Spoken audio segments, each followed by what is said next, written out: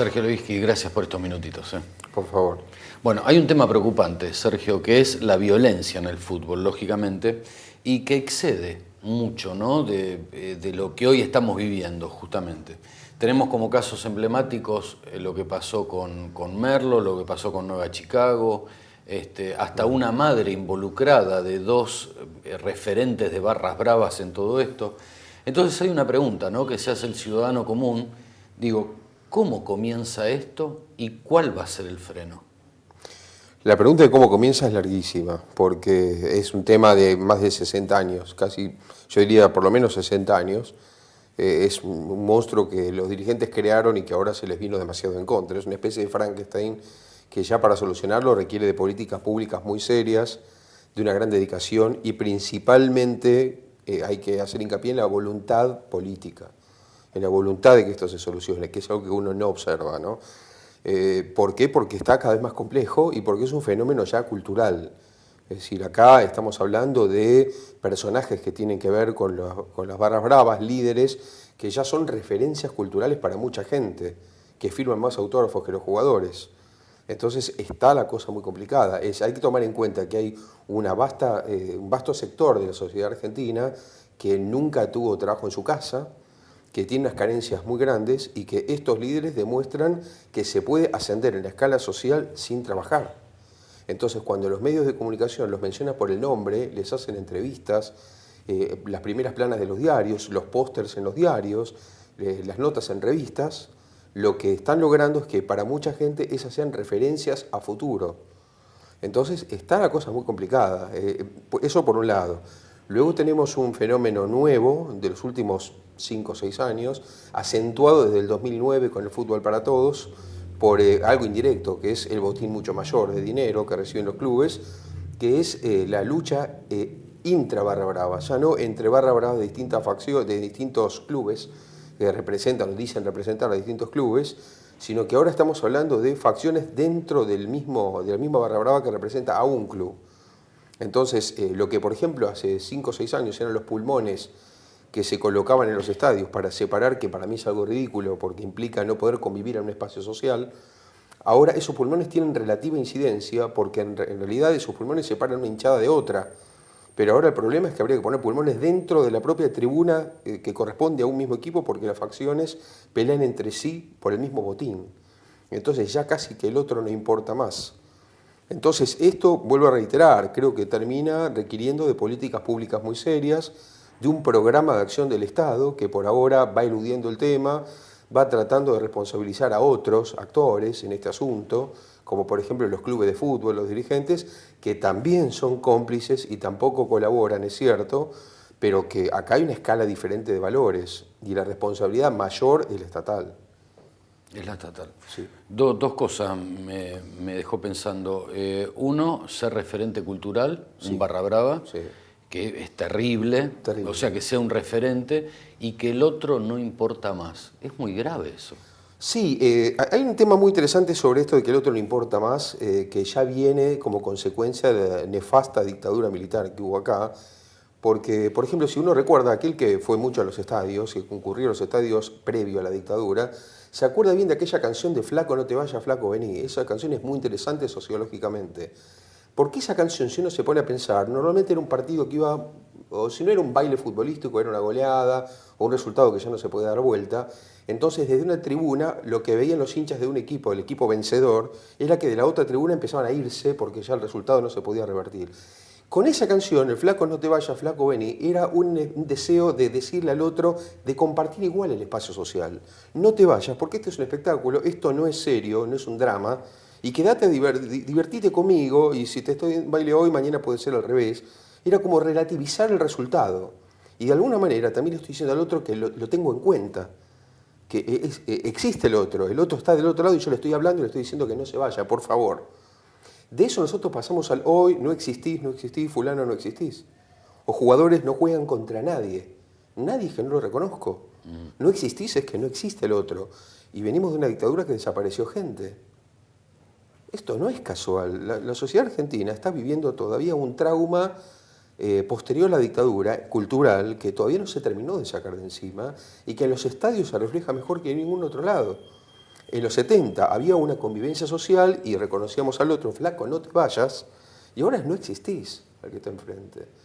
Entonces, esto no se está analizando mucho, me parece que no se le está dando el lugar que necesita desde la sociología, desde el Estado, desde los organismos que tienen que estudiar este tema. No se lo toma con la seriedad que debe ser estudiado. Y estamos hablando de mucha gente involucrada, de una gran industria como es la del fútbol, un gran negocio, y es un negocio en el que participan muchos y que se benefician muchos y que si se combatiera la barra brava se terminaría para demasiada gente, ¿no? Seguro. Ahora, si bien, Sergio, las barras bravas vienen desde hace 60 años, antes era pasión. Claro, era pasión. O sea, era convicción, era, sí, bueno, esto de seguir compartiendo, claro. Pero hoy está basado nada más y puramente en intereses. Todo. O sea, en dinero, complicado. vamos a ser claros, ¿no? Claro, si uno piensa, por ejemplo, en Barra Bravas, hace poco vi un documental espectacular del Canal Plus de España que envió un periodista español, que es muy interesante porque lo ves desde otros ojos externos a la Argentina, y no podía creer lo que estaba viendo. Y lo explicaba a la cámara, contándolo a los españoles. No se puede creer. Nos están protegiendo a nosotros, que estamos en un micro de barras bravas de la gente, cuando no deberían proteger a la gente de nosotros. Es decir, él se hacía una cantidad de preguntas que tiene que ver con este negocio que se fue desvirtuando al punto tal de que los que dicen hinchar por un equipo, aunque sean violentos, en realidad tienen pases de jugadores que están en las inferiores de clubes y que ni siquiera debutaron en primera. Pases de jugadores. En la batalla de los Quinchos en River fue por el botín del pase de Higuaín al Real Madrid. Yo me imagino cuando leyeron los artículos en los diarios españoles, los dirigentes del Real Madrid, que compraron el pase, que el dinero ese fue a parar a barras bravas en Argentina y no al club. Qué terrible. ¿Qué pensará, no sé, el Calderón, que era el presidente del Real Madrid en aquel momento, cuando leyó en algún periódico alguna nota sobre Argentina y sobre esta batalla de los Quinchos? No pensemos ya en Argentina, ¿qué pensará un dirigente del Real Madrid? Un periodista español, un aficionado del Real Madrid, cuando en el diario dice, ¿a esto le pagamos nosotros por Higuaín? Es decir, se llegó a una situación que yo creo que está desquiciada y que no tiene controles. Ahora, esto no ocurre porque sí, esto ocurre porque primero hay violentos, pero también porque no hay una política pública para terminar con ellos. Porque estamos hablando de una violencia que fue increciendo del 2006 y el pase de Higuaín fue en diciembre del 2006 y estamos al final del 12. Entonces, no es que eso terminó ahí, es que eso aumentó desde ahí. Entonces, ¿qué pasa con la política argentina? ¿Qué pasa con el Estado argentino? ¿Qué pasa con los dirigentes de los clubes argentinos? Porque además ahora se encontraron con un problema nuevo del 2012, serio problema para los dirigentes y para el Estado, que se llama Javier Cantero. ¿Qué hacemos para justificar ahora todo lo que veníamos diciendo durante 60 años cuando un dirigente de un club, solo él, sin demasiadas armas de ningún tipo, solamente con su voluntad política, terminó con las barras bravas en Independiente, no entra más? Entonces, todos los artículos e implementos electrónicos que importamos y que hacemos gastar el Estado para controlar los ingresos, todos los clubes que dicen que no conocen a los barras bravas, toda la falta de políticas, todo lo que se implementa se viene abajo. Porque acá hay una persona de carne y hueso de 50 años que un día le dijo que no lo agarraba y no entró más. Entonces, todo lo que se habla, toda la vuelta que se da, no tiene coherencia.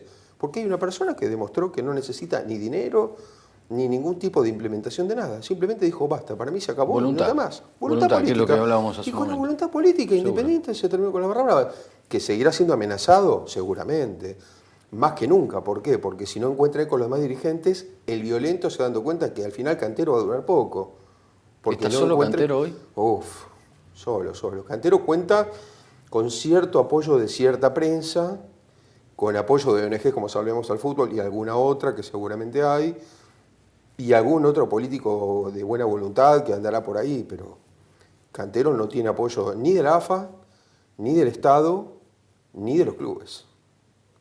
La AFA, qué punta importante, ¿no? También en esto. Es una punta importante y juega un partido extraño en este momento, en esta interna que hay con el Estado, porque la AFA en este momento es aliada del Estado, una alianza contra natura, porque además reglamentariamente la FIFA no permite esto. Es decir, que la FIFA parece que también hace la vista gorda cuando le conviene y el Estado se mete y la FIFA no dice nada. Y cuando algún dirigente es amigo y el Estado se quiere meter para sacarlo, la FIFA pega un grito en el cielo. Es decir, que cuándo es que el Estado sirve, cuándo no, para la FIFA habría que ver. Pero bueno, ahora el Estado es aliado de la AFA, entonces al ser aliado de la AFA, una cosa rara, como que habla de la violencia en el fútbol y habla de los clubes y no de la AFA que la representa a los clubes. Es decir, salta por encima de la AFA para no mencionarla, para no mencionar al amigo Grondona, el amigo que hoy es amigo y mañana no sé, pero hoy a Grondona no lo mencionan y salta por encima de Grondona para hablar de los dirigentes de los clubes como si cada club estuviera solo en la Argentina, como si no tuviera una entidad que los representa, ¿no? Porque el Estado debe hablar con cada club o debe hablar con la entidad que representa a los clubes, siendo el Estado una entidad en sí misma. Sí, con otra entidad, lógicamente. Bueno, debería hablar con la AFA, ¿no? Lógico. Pero sin embargo, la FIP se mete con los clubes, Echegaray advierte a los clubes. El Estado, cuando habla de violencia, habla de los dirigentes de los clubes que tienen que presentar la lista de admisión. Pero la AFA nunca aparece en esto. ¿Por qué hay tan poca actuación de Grondona en esto? Porque Grondona está en una situación complicada en varios sentidos. En el primer sentido, en esta alianza con el Estado, que lo pone en una situación medio de mordaza, entonces se muestra feliz porque se persigue a los violentos, pero la AFA recibe a los violentos en pleno problema para darle entradas para el partido de Córdoba de la selección argentina. O el AFA recibió 3 o 4 veces en el edificio de la AFA a las hinchadas unidas argentinas y nunca a los familiares de víctimas por la violencia en el fútbol, que es toda una forma de hacer política. Es decir, con esto la AFA está diciendo qué prefiere, a los violentos sobre las víctimas. Entonces, ahora, ¿qué hace el Estado ante una AFA así? Es decir, la AFA está en Viamonte 1366, que es Ciudad de Buenos Aires, Argentina, pero parece que fue una embajada porque no se la toca. Es el único edificio de toda la Argentina que es intocable. Se puede uno meter con los agentes del fútbol, se puede meter con los diarios, se puede meter, pero la AFA parece ser una embajada, ¿no? Entonces, uno se sorprende ante el poder que puede tener la AFA o el fútbol en general como institución, a partir de hechos tan increíbles como tener tantos muertos en el fútbol. Estamos hablando de 268 muertos, si no recuerdo mal, pues la última estadística en la historia del fútbol argentino. Es una cifra descomunal, ¿no? Pero ya lo creo. Sí. Digo, y en todo esto, ¿cómo juega lo de fútbol para todos? Estábamos hablando hace un momento. Bueno, el fútbol para todos tiene distintas aristas, porque uno puede estar o no de acuerdo con la parte de que... Despertó más intereses, a esto voy, ¿no? Claro, es decir, el fútbol para todos creo que tiene una arista positiva, que es la arista de que efectivamente en la Argentina el fútbol ocupa un lugar muy importante en la agenda de la gente, de los habitantes, de los ciudadanos, y ver los partidos en directo es un privilegio que casi en el mundo no existe y me parece positivo.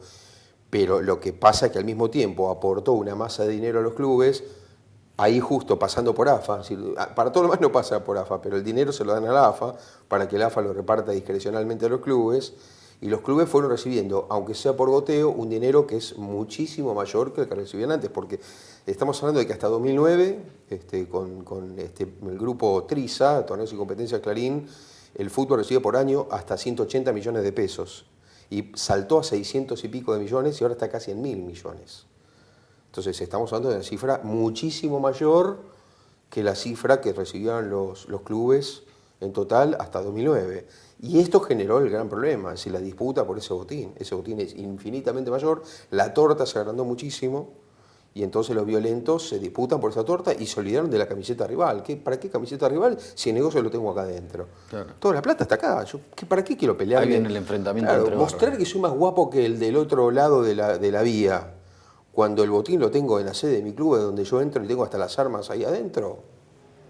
Yo ya me olvidé de quién es la otra camiseta. Si de paso voy a un partido y ellos pasan por ahí, le pego un par de tiros, pero en realidad no me interesan más. Sí, que es un poco lo que está pasando ahora. Ahora no interesa porque el dinero está a la mano, ¿no? Seguro. Entonces, ahora lo que aparecen es cuestiones más graves, que son estas facciones internas, que también los clubes, otro tema que derivó eso, es a que hay en la lista de admisión de estas semanas, apareció el tema de que en la admisión aparecen los violentos que no son los míos.